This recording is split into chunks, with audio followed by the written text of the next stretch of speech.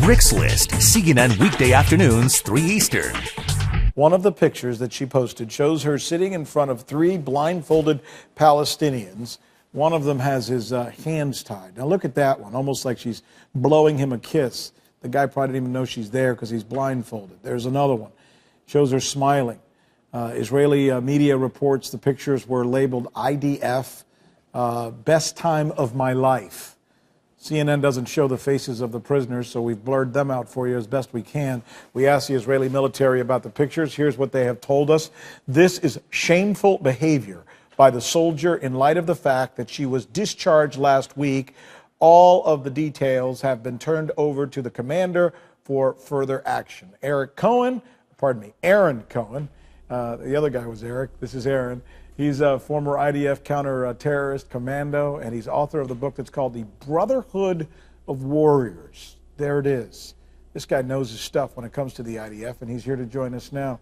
I got to tell you, something like this, you know, if it was almost anywhere else, wouldn't be as bad. But given the history of these two countries and, you know, and the insults going back and forth, this is just not good for the Israeli military, and especially not the Netanyahu government.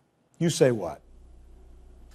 I agree with you, Rick. I think that the actions of this girl taking a picture with Palestinian suspects who have been detained is absolutely appalling. I completely agree with the IDF, and I think that, but I think it's important to remember that as opposed to Abu Ghraib, when we look at this photo, it's important for the viewers to keep in mind and look at the picture very subjectively, and to remember that what you're seeing here are soldiers who are handcuffed, and they're sitting down, and they're not stacked up on top of each other. You're right. No, look, you know what, Aaron? This girl's way out of line. This girl's out of line. You're absolutely right. To look at this picture, it would be irresponsible to make conjectures from this that this is a representation of the entire military.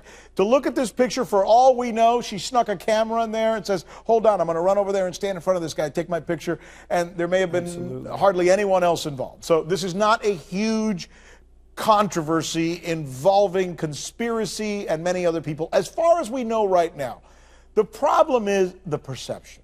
And here, let me read you what the Palestinian Authority has released to us. They are saying, quote, she did this act while she was in military service, so in retrospect, the Israeli occupation is responsible for her acts. This is a breach of international law, clearly a breach of human rights.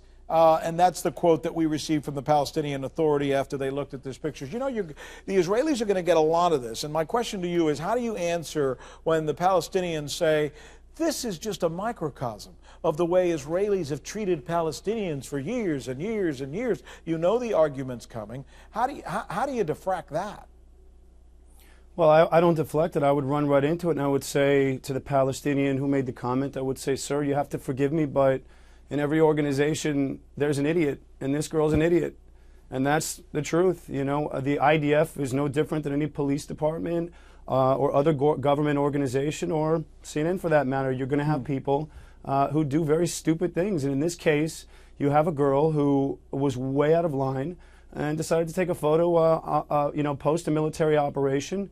But again, you know, when you look at the photo, and I look at it as an Israeli soldier and as a security professional, and what I see are suspects who are being detained and one idiot standing in front of them. And hey, man, you know, again, in Iraq, in Sadr City, we detain soldiers after an operation to be able to keep them from seeing where they are and to protect the identities. But what I can't do is protect the world from these kind of people.